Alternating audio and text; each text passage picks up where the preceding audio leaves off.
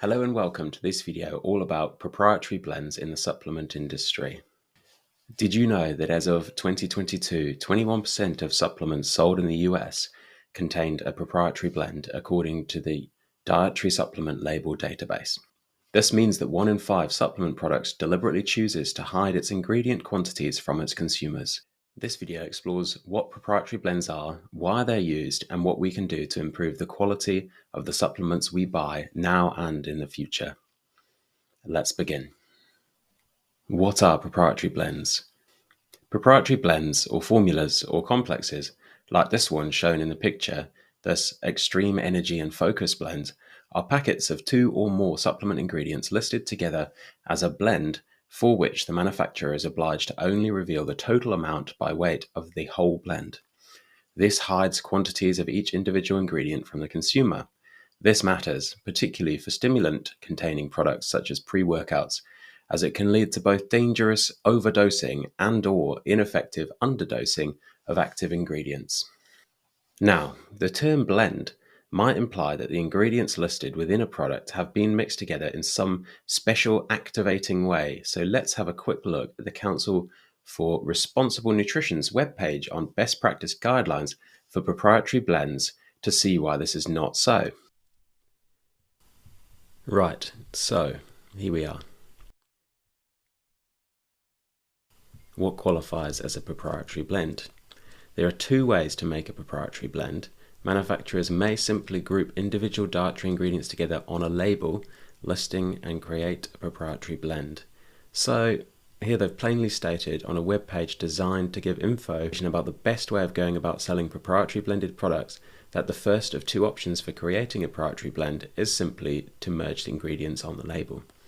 The second option, manufacturers may obtain or create a pre-made mixture of dietary ingredients and declare it as a proprietary blend, does involve some form of combo formulation of the quote blended products.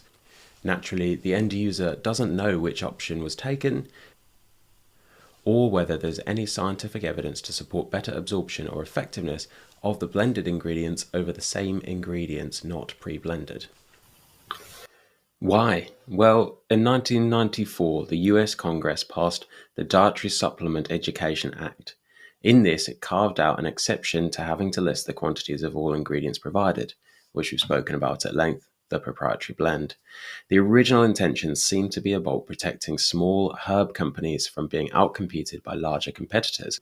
However, a hopefully unintended consequence is that it also allows profiteering by supplement companies by allowing them to bundle together cheap and expensive ingredients and hide the true amounts of each.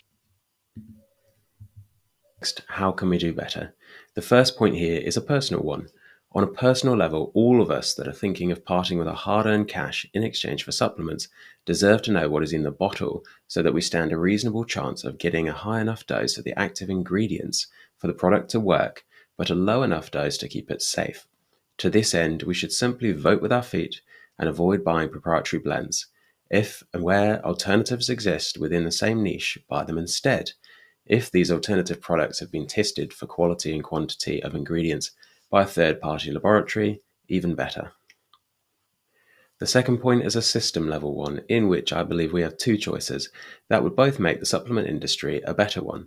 Firstly, if we accept the premise that supplement companies need protection from having to compete with copycats, then why not allow them a grace period of protection for, say, 5 years, in which other companies are temporarily barred from copying their formula, like we do in the pharmaceutical industry. So they can make a lot of money for a short while and then have to compete on price thereafter.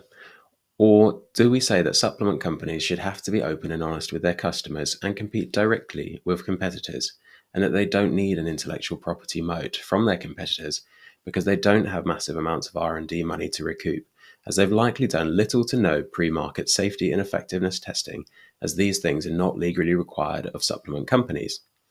Either of these options seems to me a better alternative than allowing the status quo to continue, where supplement companies avoid openness and honesty with their customers to protect their profit margins. Thank you for watching. That's all for today's video. If you enjoyed it, please consider subscribing. Bye for now.